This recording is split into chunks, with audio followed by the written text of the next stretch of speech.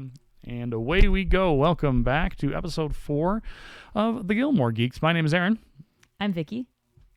And it's Silvana. All right. Welcome back to the podcast, friends, and welcome back, listeners. Those of you who have been sticking with our rather inconsistent at times upload process, that is where we're at. Today's question of the day is definitely connected to the episode itself. The question is, have you ever hit an animal, either highway, road, or via a vehicle? Have you ever hit an animal? I will say, Vicki, if you want to go first. Sure. I hit a bird.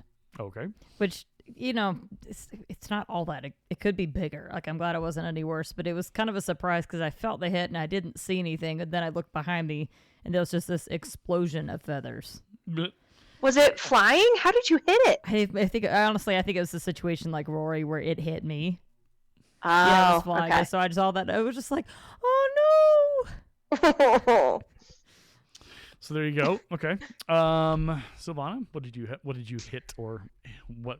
How many times have you hit, or whatever? I guess the question is, there's multiple stories, or there's just the one. Gosh. Funny that the question for me is, have you or have you not? But what was it?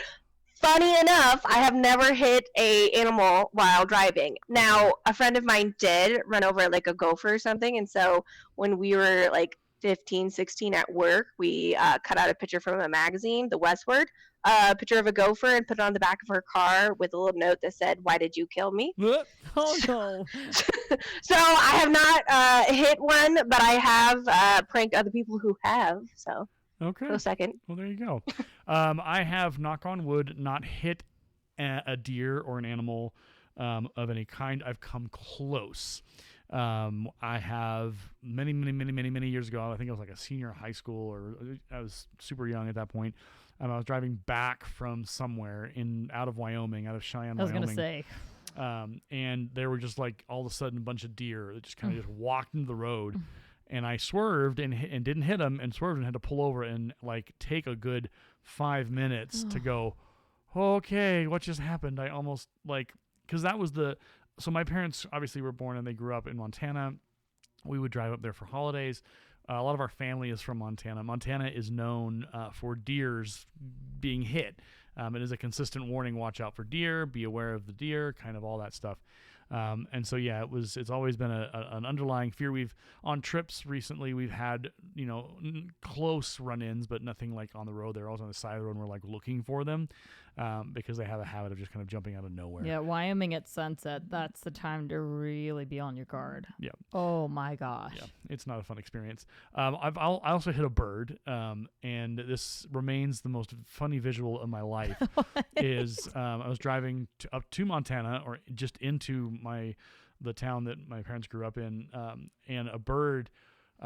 I was obviously driving on the highway, so like 75 miles an hour, and it just kind of arced into the front of my car, slammed and bounced off, and went off into the grass, if you will, and that was then. So I was just like, well, that bird's probably dead, but it was just kind of wild to just kind of be like, and doom, there it goes. Okay, bye, bird. It was a very interesting experience. So there you go. Like a boomerang effect. Yeah, but it was definitely kind of just like, oh, that just happened. Fascinating. All right. Well, hopefully you as a listener have been entertained by our nearly hitting something stories. Hopefully you can recall an incident where you almost or did hit My something. sister actually hit a skunk. Oh. Before. Oh, that's and unfortunate. it walked away unscathed, unlike her car, which smelled like skunk. Yeah. She was so mad. Of course. Yeah, that's how it works. She was just like, it's mocking me. It was really funny at the time to hear her tell the story. Okay. All right, well, there you go. There's our stories. We'll be right back here on Gilmore Geeks with episode 4, appropriately named The Deer Hunters.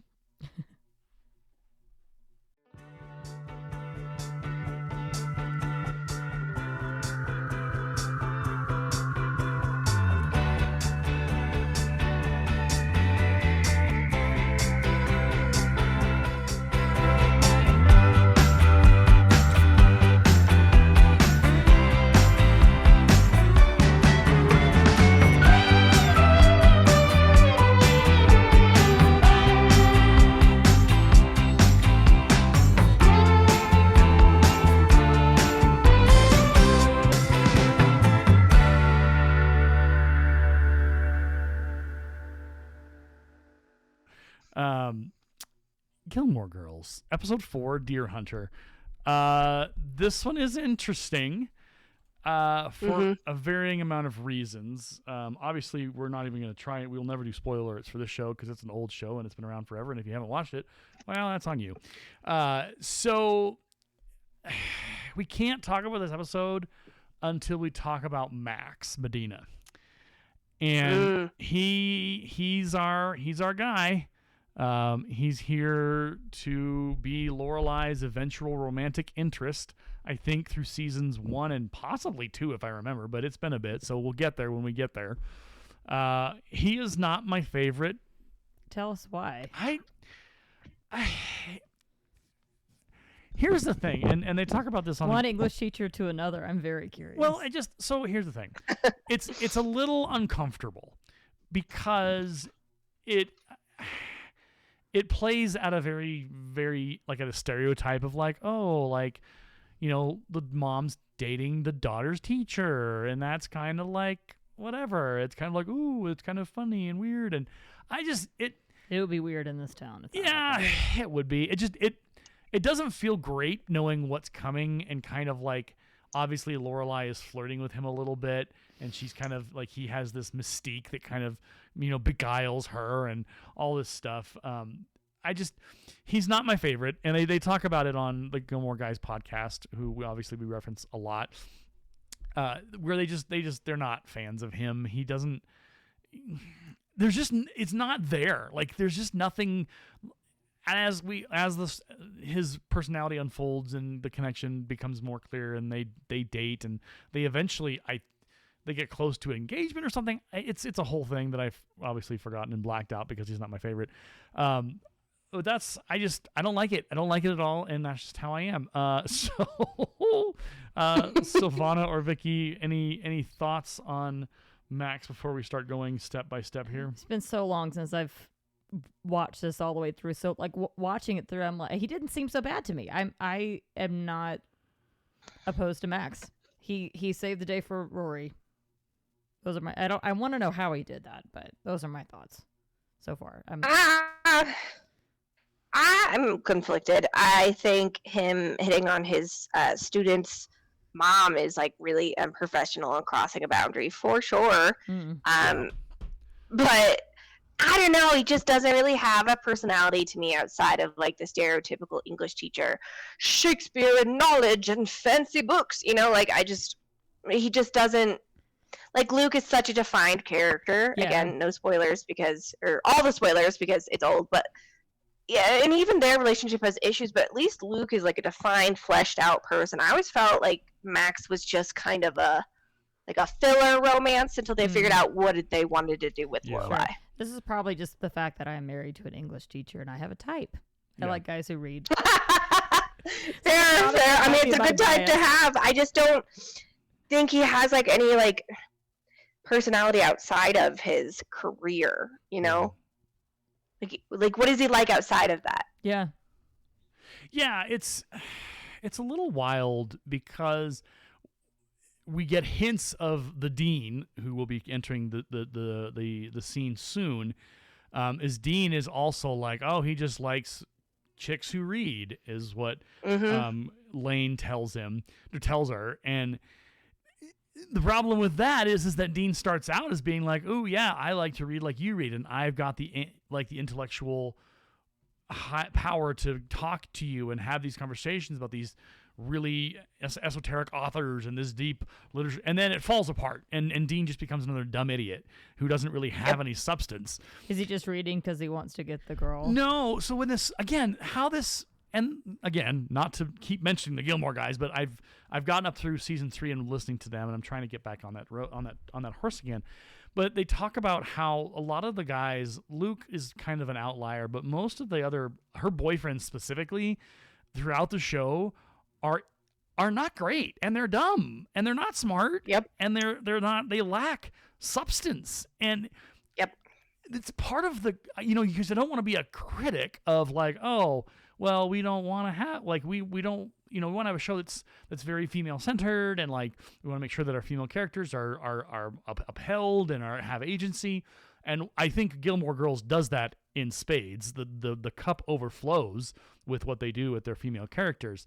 But it's interesting, and Silvana, you can agree or disagree with me, and I'll be happy to accept the criticism. But it just feels like the guys are they're not written in a way that makes them seem like you want them to hang around. They're like that. You're just constantly like, could you just leave? Could you just get out? Could you not be here because you're dumb and annoying? And I don't know. Tell me I'm wrong, or tell me I'm right, or tell me I'm half wrong or half right, or wherever I've. I mean, I agree. They do feel kind of like half baked. The point is not them. The point is like the Gilmore Girls, and like I get that. You see in a lot of TV shows where it's like about men and the women aren't really fleshed out. Doesn't really make it like great writing. But yeah, I do think there's a lot sacrificed in their characters in order to make sure that like Lorelai and Rory are always the front and center, which again makes sense. The show is about them, but I mean, I don't know, as far as like character writing and development, I think the men could have been fleshed out a little bit more. Yeah. So Max is indicative of the rest of the men we will eventually meet. Our townies, like our Ducey, I don't know how to say his name, Dosey, whatever, Dosey. Tyler, whatever, the grocery store guy. People are going to be mad at me in the comments if they listen to this podcast, because I get his name mixed up in my head all the time. So we have, there's, he, him, Luke, our townies are they're a little more stronger in their context. Yes. But our boyfriends and our other male characters aren't particularly lovable, or they don't seem to make you want to love them. And in the case of Max, I just could care less. Okay, so episode starts out with shopping, but we haven't. I love the scene. We haven't met Taylor Dosey yet. I think they're in Dosey's Market, but we don't meet Taylor or any of that yet, because that comes when Dean gets a job at the grocery store, and then we finally get to find who Taylor is and all this other stuff, and how much Luke hates him and Taylor and all these things. So yeah, the back to school shopping, it's classic Gilmore Girls. It's the dialogue that's snappy. Clearly these two know each other really well, and it's just a fun way to start the episode. I like it. It's comforting. It's like how when the season 8 came out, the continuation came out. That first long 10-minute intro with them walking and talking through the town, and then finally sitting down and going, that felt good. It's been a while since they've done that. It's kind of just like that welcome return to the Gilmore Girls kind of universe. Yes. So this opener episode is just traditional, good quality stuff. We see the difference between the two. I'm sure we'll have differing opinions as the other cold opens come around, because they literally don't finish the scene. They just kind of fade out, and there we go, we're done. And then we get the scene of Rory's multiple trips off the bus, because doesn't have a car, and she's not getting driven to school, and she takes 3 or 4 things off the bus to get to school, and all of that. This is early days for Paris, so tell me how you feel about Paris in this next scene, where she is meaner than mean, saltier than salt towards Rory. Give us your thoughts, either of you or both of you. You need to take her down a peg. That's what needs to happen.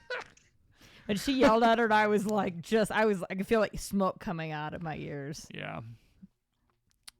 Oh yeah, she's nasty. It's funny. I feel like in most shows you expect now the mean girl is usually the popular, pretty one who's not very smart but has the social standing, sure. And I feel like Paris really defies that, and it somehow makes her meaner because she's smarter, she has the foresight to understand how to really stick that knife in and twist it and put a little lemon juice on for a little extra pizzazz. So I don't know, she's a great villain, and she's different than I feel like what you see in a lot of the mean girls from the media in the 2000s. It's just quoting Shakespeare, and it's a poem I like. It's quoted in Sense and Sensibility. So there was a part of me that I heard that, and I was like, oh, how dare you take this line, this poem I love, and twist it. So Rory gets a D. She's never gotten a D. This is her first time with a failing grade. Here's some trivia. So when the paper's first handed back versus when Rory looks at it, the size of the letter D changes. It gets bigger. Oh, some continuity errors there. Or it's on purpose to emphasize it's a Oh. D. I don't know. I suspect continuity. This is a late '90s television show that definitely probably didn't have a continuity director in its first season, or even its second. I don't even know if they brought in a continuity person. I hate Tristan. Oh, he's the worst. I don't even. There's again. I hate Paris more, but he's up there. Yeah, because he keeps calling her Mary, and she just says, "Well, you can call me like my name's Rory. Like call me Rory. Like that's my name. Give me my name." And he doesn't get it. And he's Like, what do you want from me? I want you to get out of my way. yeah. And he, to his credit, she says, "Please get out of my way." He doesn't play up the trope that you would expect him to be like, "Oh, I'm not moving until you give me something." Like he doesn't go real like I'm not really moving until you go out with me. right. Yeah, like that No. kind of thing. He at least. Well, he's employing a very specific tactic. Have you guys ever heard of negging? Explain. No. Okay, I've so heard of it. negging, I've heard of and it, but yeah.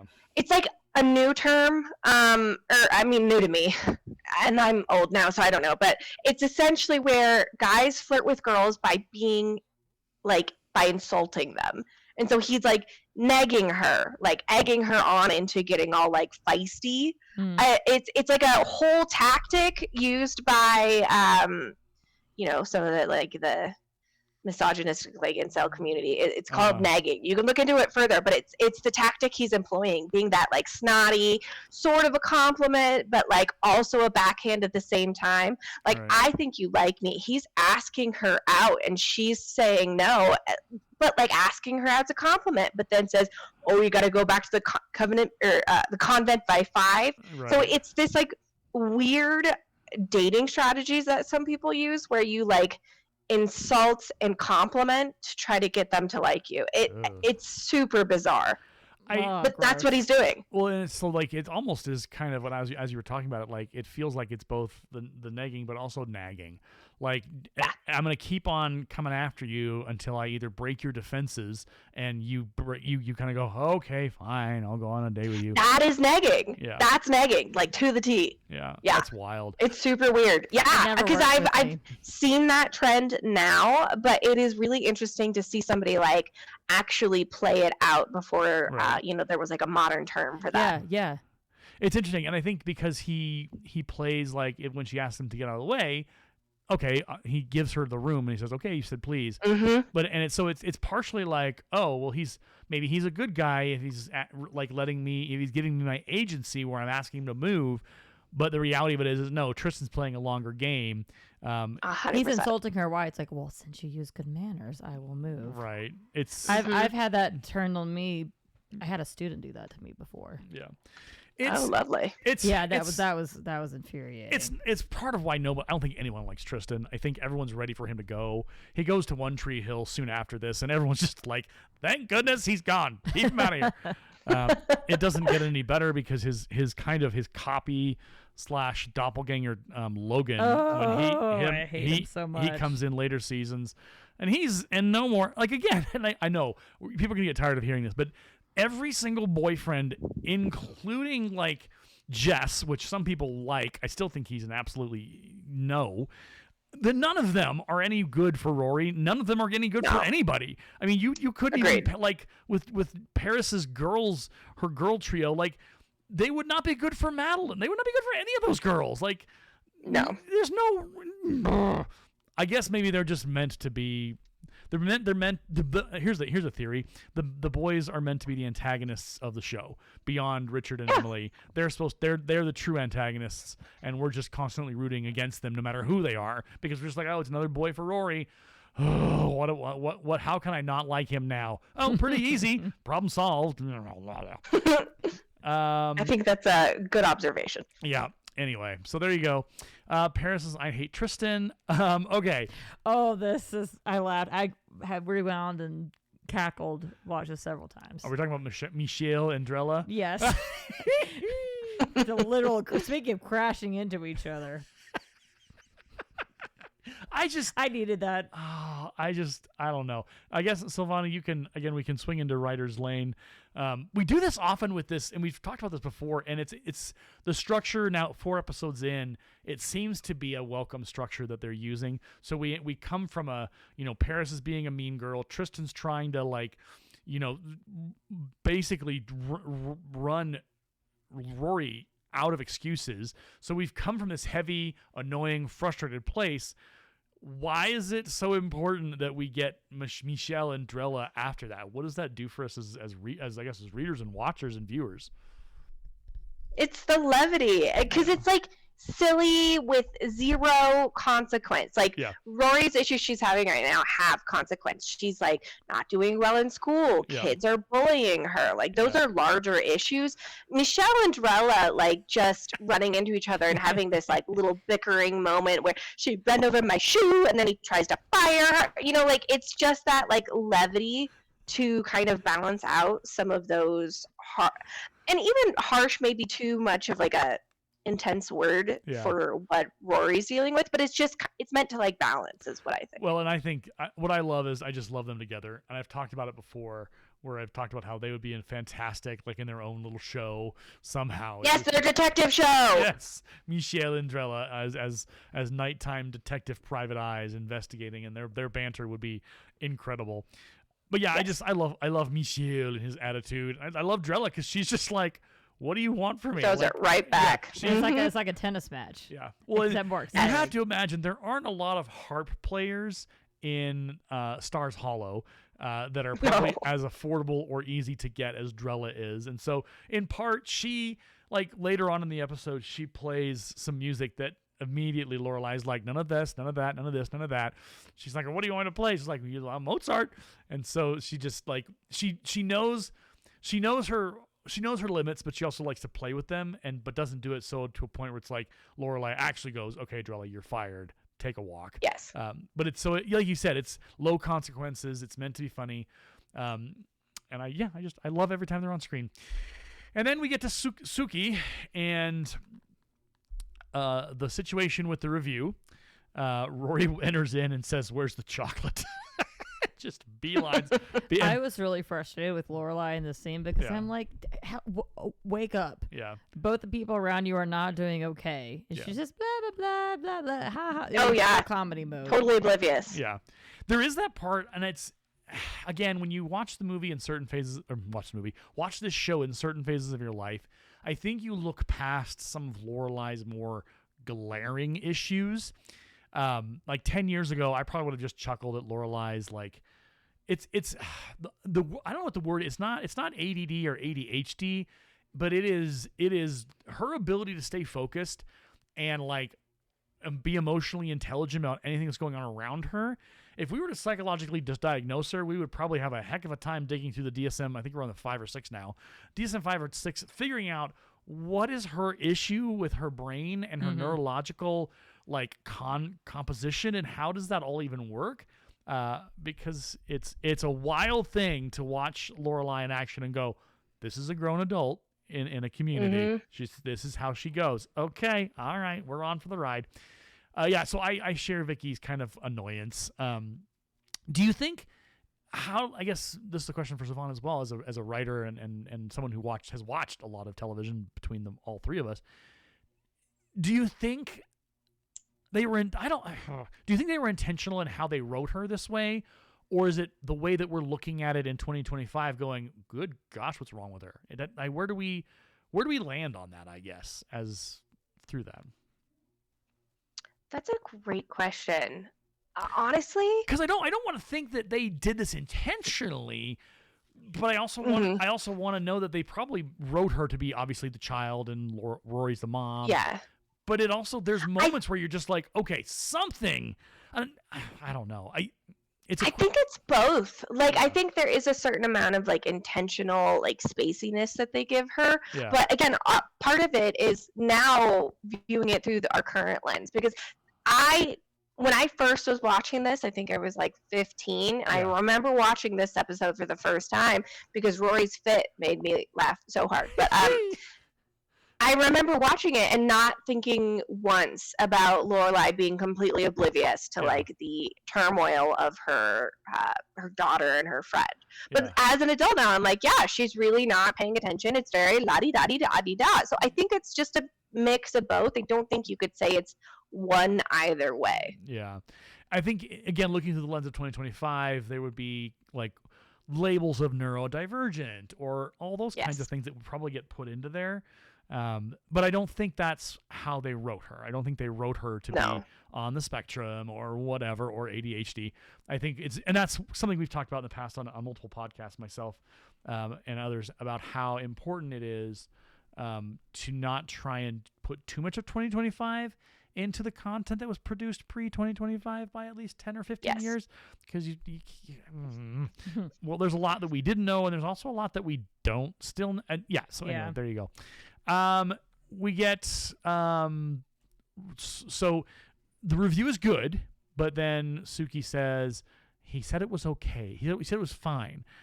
Fine is not, and then it just kind of becomes a situation. A magic risotto. Right. Mm-hmm. And then we find out the risotto was magic because it brought her mother back to life. I've made risotto before.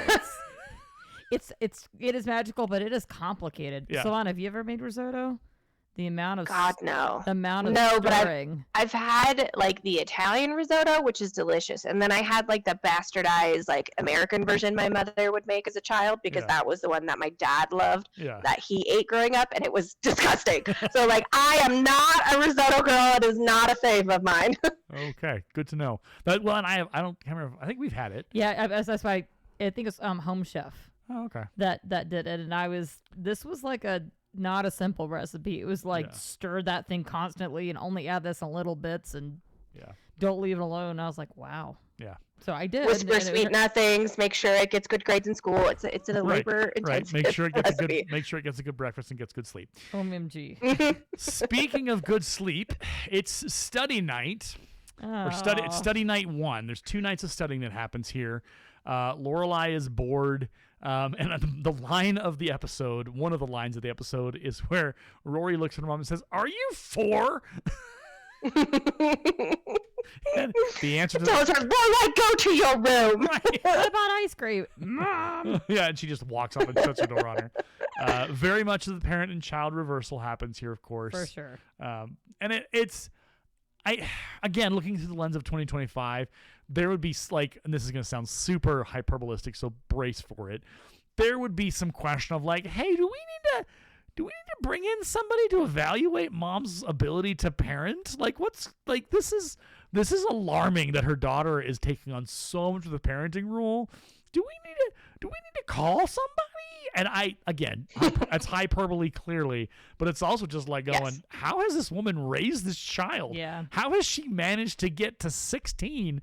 I think she's 15. She has a birthday later or whatever. And she's 16. She's turning 17. Okay. Yeah. I got you.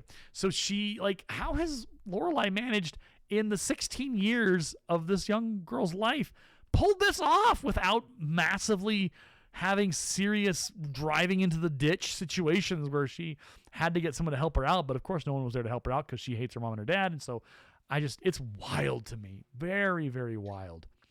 Well, and that becomes like a weird theme and like relationship ender for her and Max, because like they're engaged, and then like he's over and he's meeting Dean and blah blah blah, and Rory and Dean are going to go out, and it's like 11 o'clock at night, and he's like, no, it's like a school night, you need to go to bed. And Lorelai's like, no, it's my daughter, you do not parent my daughter. Right. But again, he's not implementing anything that's like unreasonable. Right. Like, my mother at 16, I think my curfew was 10. So the lack of structure that she has, I think, is like an overarching issue within her character too. Yeah, I would agree with that statement. I would agree very much so. Okay, so back to the Kims, where we have lived for quite some time, and we discover that there's a table that's $500. That is not, it's an antique, of course. It's not that is, but I looked at the table. The rarity of the wood, Aaron. I don't know. I looked at the table and I was like, that's $500? Like, what?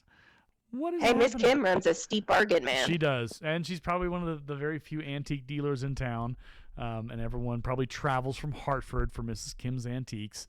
So there you go. So then we get the boy asked about you. We know it's Dean, but no, we know what if you're watching the show for the first time, you're like, ooh, a boy's asking about her. And she says he's into brainy chicks, and I'm just like, and here's the thing: we know what happens to Dean is he gets dumbified. He no longer has interest in books. He just becomes a placeholder for any boyfriend, and it just meh. So then we find out the risotto. And then Max, as a boyfriend, enters the chat at the parent-teacher conference. This is a wild scene. I fast-forwarded because it's so awkward. So I'm going to let you two try and maybe fill in how you felt about the stereotypical parents who are like, oh, well, are we sure that this material is good, and how can we find out the information that's going to be covered on the test? And Max is like, well, you could probably bribe an AP official. And they kind of look at each other and goes, I was kidding. Oh, dude, know your audience. Yeah, well. Or don't joke about that, just in case. Right, because we know from history that there are people with money and power who did that in the last 5-10 years. That's post Gilmore Girls. Yep. And we're like, oh, it is. boy. It predicted the future. What else here? Max Medina. I don't, because here's the thing. I think if I was watching this for the first time and I didn't know anything about what comes next, I'd be like, oh, okay, maybe this will work. Because I would be like an idealistical, like a little optimistic little Gilmore Girls, fan. Be like, oh, I believe in Max Medina. Several episodes later, no, which we'll get to, obviously. Because, good grief. So she finally finds out that Rory got a D on her paper. And I do want to notice that I was giggling and shaking my head when the women were like, that's the scrunchy mom. She voted for the scrunchies, and I was like, well, the point for Lorelai for voting for that. Yeah, and we find out later about the scrunchy debacle in a rant from Lorelai. I thought she was kidding, and then with these moms, I'm like, oh no, this was serious, apparently. Yep, there was the scrunchy, the battle of the scrunchies. Lorelai, I made the note. I said Lorelai is awkward and wild, and she's such a fish out of water with this crowd, and I knew going in, I was like, oh, this is and I didn't remember this scene, but I was like, this isn't gonna be good. She's gonna be like, she doesn't. I think of like Lorelai as kind of like the outcast. Like, doesn't wear the right clothes, doesn't really care, but also doesn't really understand that they're judging her, or she does. Her daughter too. Yeah, she doesn't understand. I think it's two parts. I think she doesn't care, but she also doesn't understand. Like, she doesn't care. Oh, I doesn't care what they think of me, but she doesn't understand the implications of them and how they're judging her, and how that extends to her daughter, because her daughter is in their daughter's classes. Like, those parents have kids in that class, and I guarantee you they're going to go home and they're going to tell their kids, their sons and their daughters, oh, we met the scrunchy mom. Oh my goodness, have you heard the latest scrunchy mom debacle and the scrunchy mom tea? And there is an entire like Discord server full of them just being like because that's where it was going to head if we had that technology today, or in the Gilmore Girls world. Weird thing I've noticed is that like she lacks professionalism when she's in Rory's world. Yeah. But when she's at her job, right, she is the manager. She is professional. She handles things. She makes less weird, awkward comments, Yeah. So it's super weird how like in her own spheres, she is the professional businesswoman. But the moment she is within Rory's, it's like 2 steps backwards almost. Yeah. Like asking to see the test, showing up late, spilling coffee on your clothes. Like it's just all these little things that like were it for her job, you can guarantee she would have been there on time. Yeah. She wouldn't have spilled on herself because she would have taken the extra care, and she wouldn't have made stupid questions and comments like that because it reflects more on her. Right. Yeah, I agree. Oh, yeah, I don't know. She knows time and place, but only when it's her world, and when she's an outsider, she doesn't take the time to actually work through that and be like, oh, maybe I should act differently. No, I'm just gonna act crazy because I'm Lorelai Gilmore, and that's who I am. I'm like, okay, all right, fine. Rory is in the diner with Luke. Lorelai reviews what happens.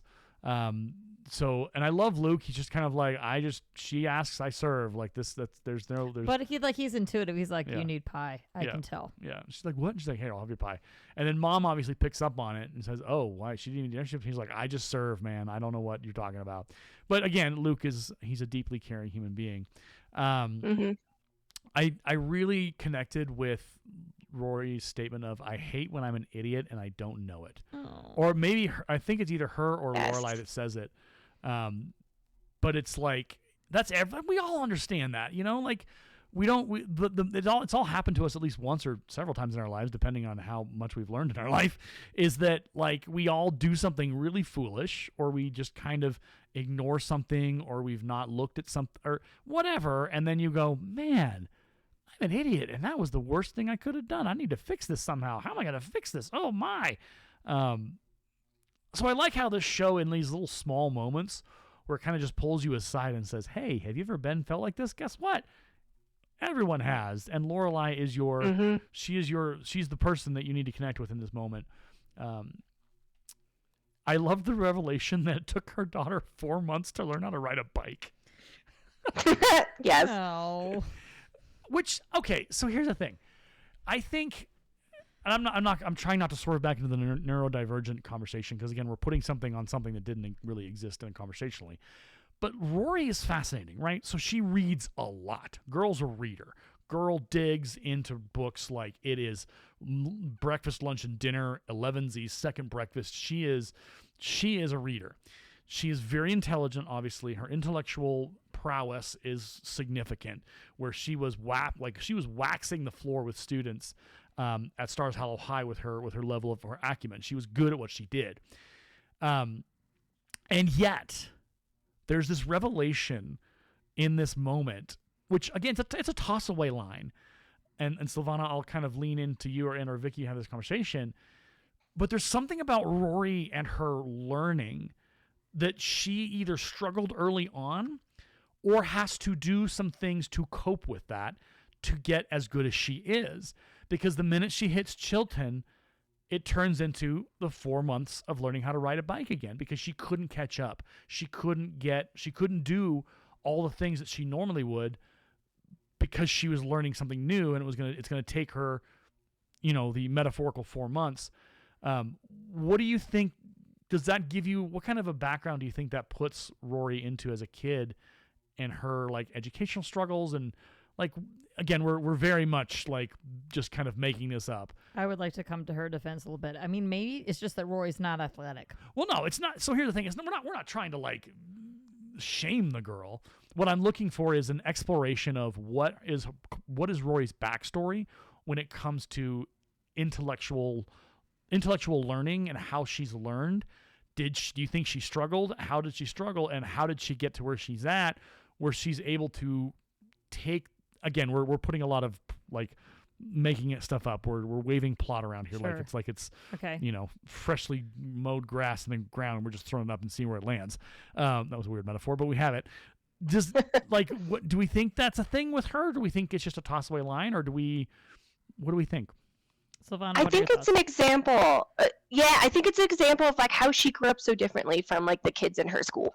Because the kids in her school, their parents are hiring tutors. They're obviously affluent. They're not scholarship children. Like they were raised with a certain level of money that Rory didn't have. I mean, later in the season, you get a little information on like what Rory's childhood was like, and like I think Emily calls her first house the garden shed, and Rory's like, no, this is where we lived. So I think it's just like an example of like the difference in her childhood versus the kids that she is studying with. She had a little bit of a rougher start, so she works twice as hard for sure. And when in comparison to like her Stars Hollow like classmates, it knocks it out of the park, because their upbringing was probably, while maybe not like tool shed level, somewhat similar.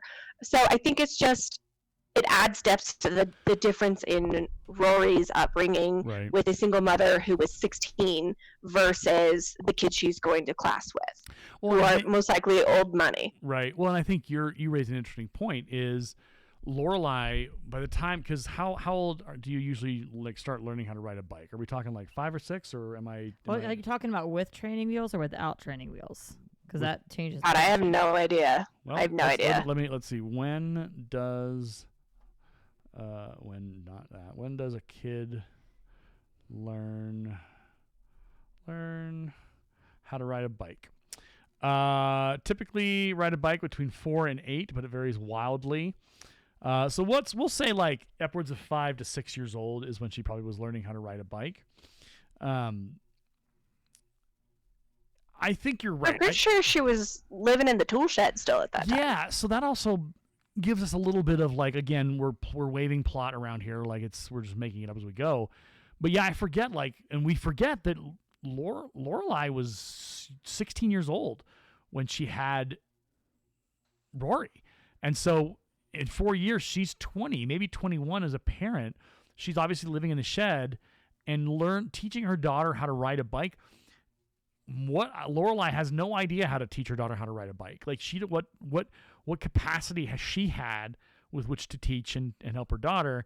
And so yeah, that makes more sense because yeah, I guarantee you every single one of those kids, including Paris, in that classroom, they probably had a bike at like 2 years old, and mom and dad were putting them on and getting them to go so that they would be able to ride bikes faster than any kid in Stars Hollow or Hartford or anywhere.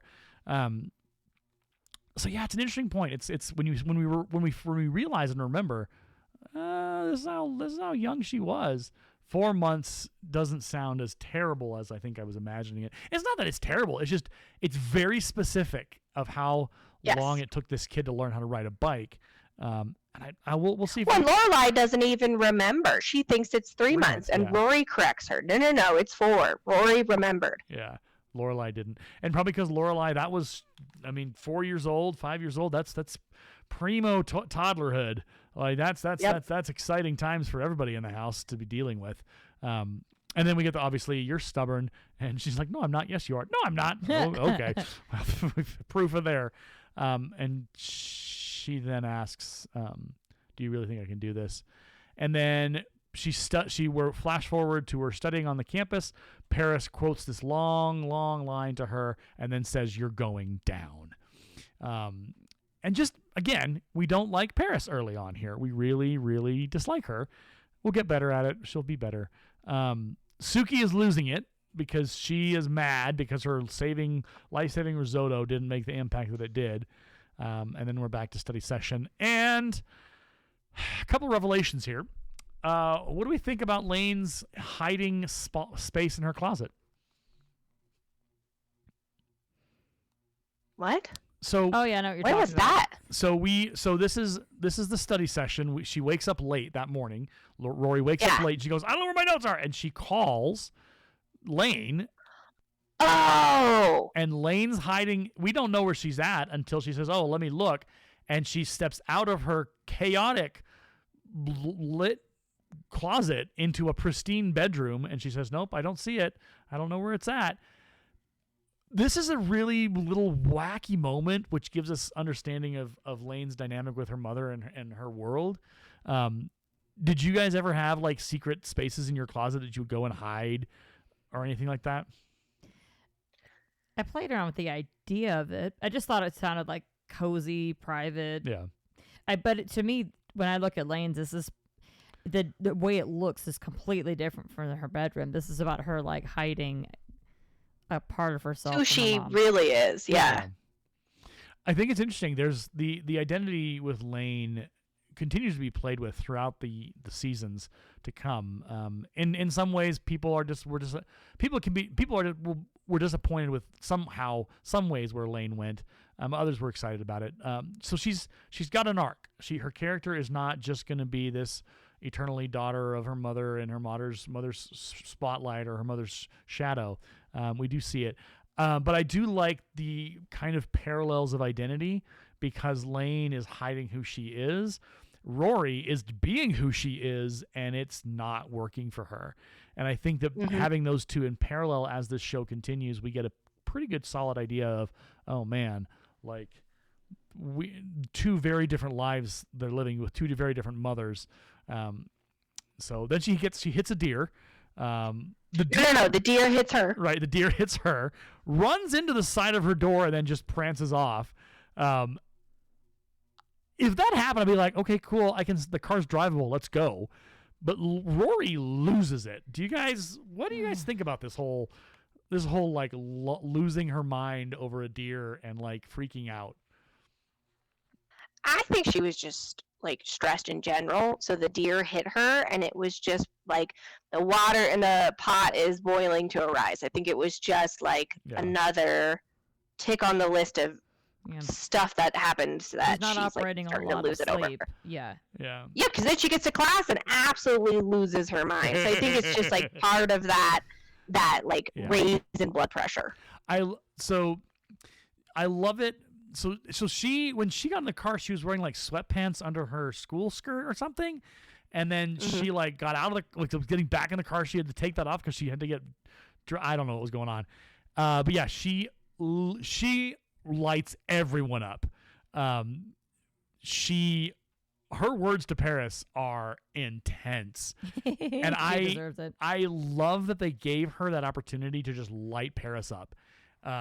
Because Vicky's right. She deserved it. Paris was being an absolute beast to Rory, and it was there needed to be some kind of balance to all of this. Yeah. There needed to be some kind of like, okay, you can't just keep doing this to our girl.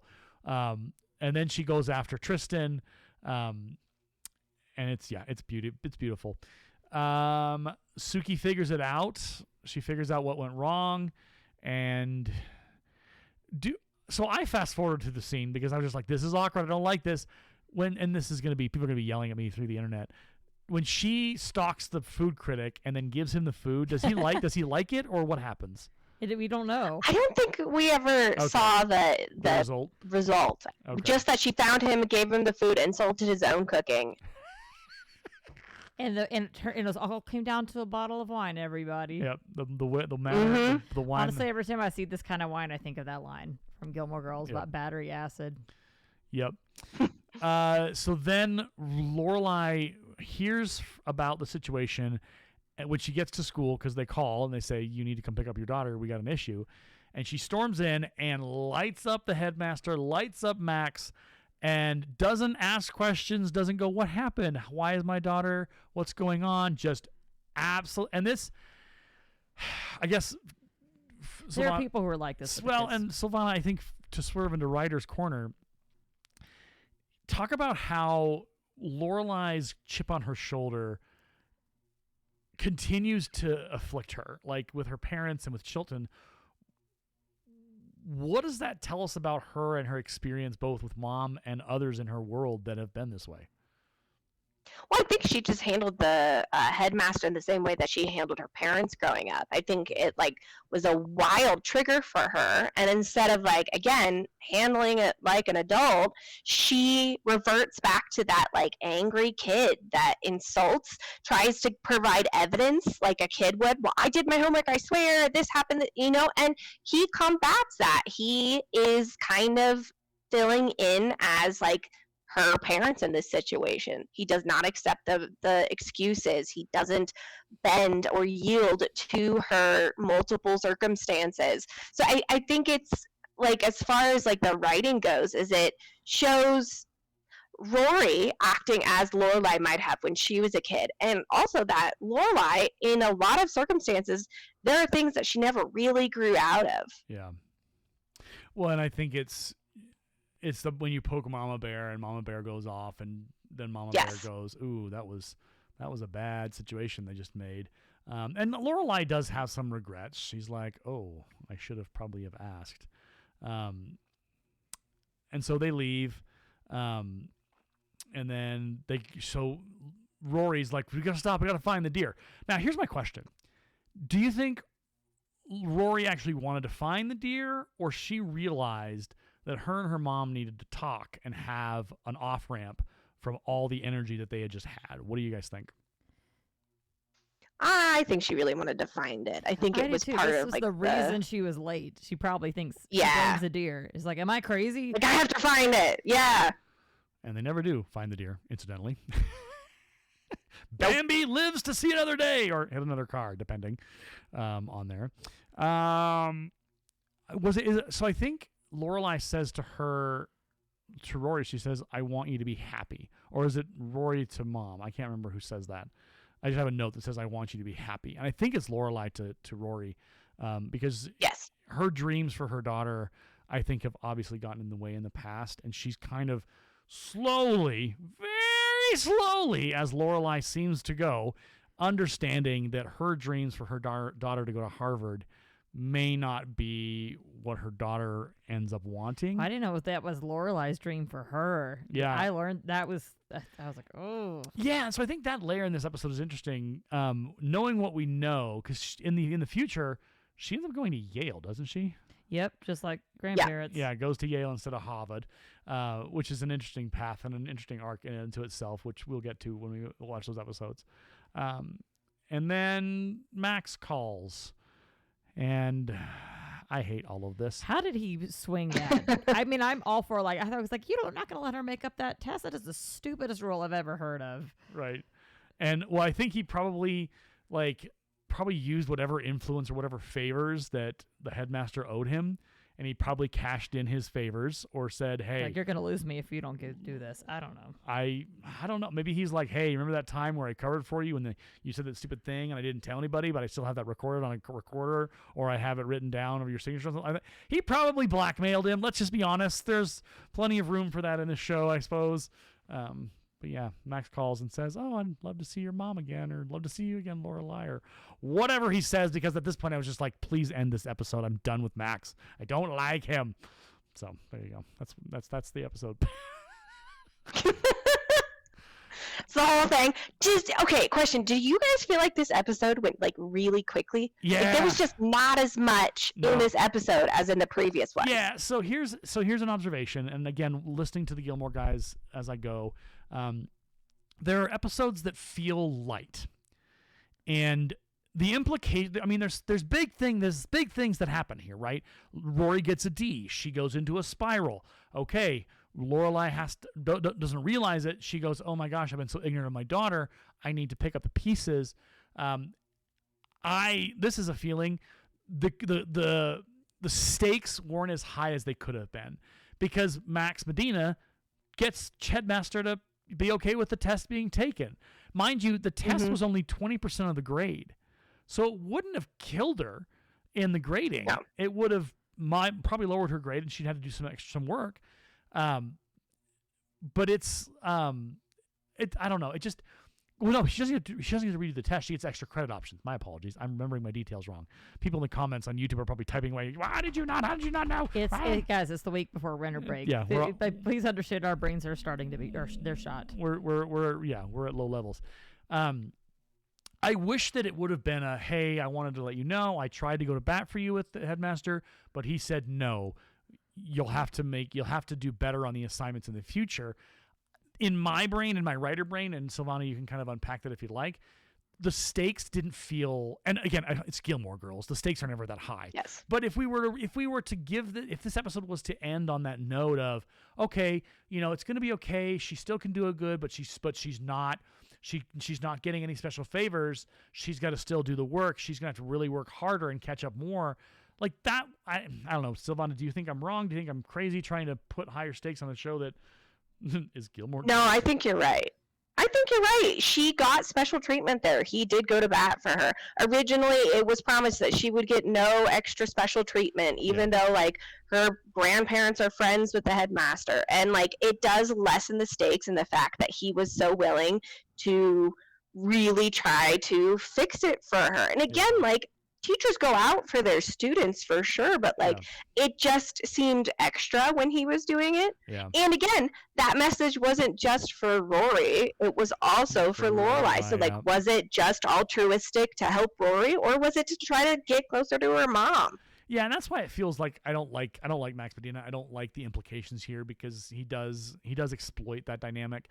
But I think you're right. This episode feels, it's not that it's weak, it just feels the weight and the impact, and I can guarantee you it's because there are two people missing from this episode, Richard and Emily, because they bring consequences and weight. Like, you can't Yes. you can't ignore Kelly Bishop or Edward Herrmann if you tried when they're on the screen. And whatever they're saying and through their characters is definitely going to make the world shake a little bit in the Gilmore Girls world.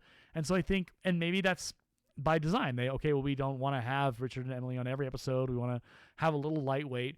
But yeah, coming off of episodes 1 through 3, where it was just like, okay, classic Gilmore, here we go. Episode 4 was like, yeah, okay, that's just a little less than I was hoping for. And I did say it in a couple episodes previous, or even the last episode, there are going to be episodes where we're going to hit a wall and go, oh, I don't know if this really hits all the cylinders it needed to.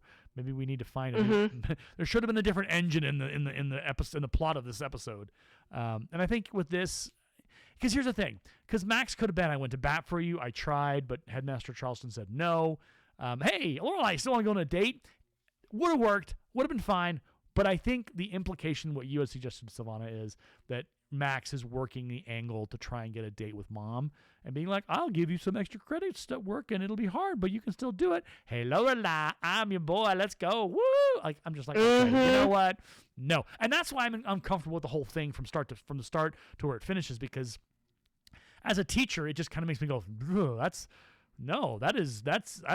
not professional at all to do any of that. When your goal clearly is to date Lorelai because you think she's kind of cute and she flirted with you at the parent-teacher thing and you kind of think she's feisty, and that's enough for you, apparently, Max. Well, on an amusing note, let's just do some contrasting here. So when we fostered, I ended up going into a parent-teacher conference where Aaron was sitting down as a teacher and I was the parent, and he was so uncomfortable and was just like, what do I do? And it was sort of adorable. Yeah, we got through it. It was fine, but I was just like, what? Yeah, it's different. It's a different shoes on different feet. But yeah, I don't like Max. Okay, well, rating this episode, which again it feels like here at the end we're starting to circle the drain and to like drag it down into the depths of not great Gilmorehood. But it's not bad. It's just not great. It's not like, ooh, great episode, let's go on to the next. Like, it's like whatever. So the rating obviously is out of 10, and you need to do something from the episode. Right. So I will give you a moment to contemplate. Mine is going to be it's going to be 7. 6.5. So 6.5 out of 10 $500 tables. So that's my measurement. $500. Oh, because of the table. Which she got knocked down to $375. Right. But I'm staying with the original value of the table because Mrs. Kim's got to buy those new shoes, baby. All right, what are what are y'all's ratings? What do you think? What's your number? What's your out of 10 value of what? I'll go 8 out of 10 risottos. 8 out of 10 risottos. Dang, you took mine. Shoot. Oh, no. Oh. Well, how about, what if I was thinking about glasses of Riesling, but I'm not sure if we could say that on the podcast. No, it's okay. I'll think of something. It's definitely going to be a 6 out of 10. Messed up deers that hit cars. Hit and run deer. Yeah, there you go. Yeah, hit and run deers. 6 out of 10 hit and run deers. Okay, well there we go. So yeah, so why is it 8 out of 10 for you, Vicki? Because I know why. I still thought it was a good episode, but I knocked it down to 8 because it was so painful for me to watch this happen to Rory. Yeah, I felt so bad for her. This is the one, like, I was thinking about you, Silvana, with the last episode. This is one where I'm like, I don't think I could stomach rewatching it. It just hurts. Yeah, it's an uncomfortable one. Yeah. Not our favorite. But hey, we're only 4 episodes in. We got plenty more to go. All right. Well, this has been the Gilmore Geeks. My name is Aaron. I'm Vicki. And Silvana. And our next episode will be episode 5 as we continue on through the Gilmore Girls universe as we continue the adventure. We will catch you on the next episode. Thanks for listening.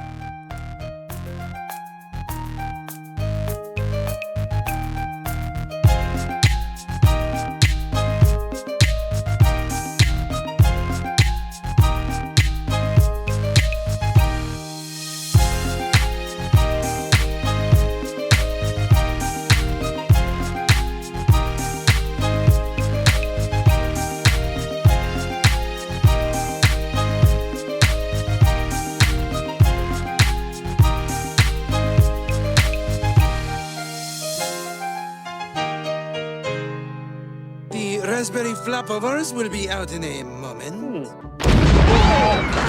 The kitchen is closed.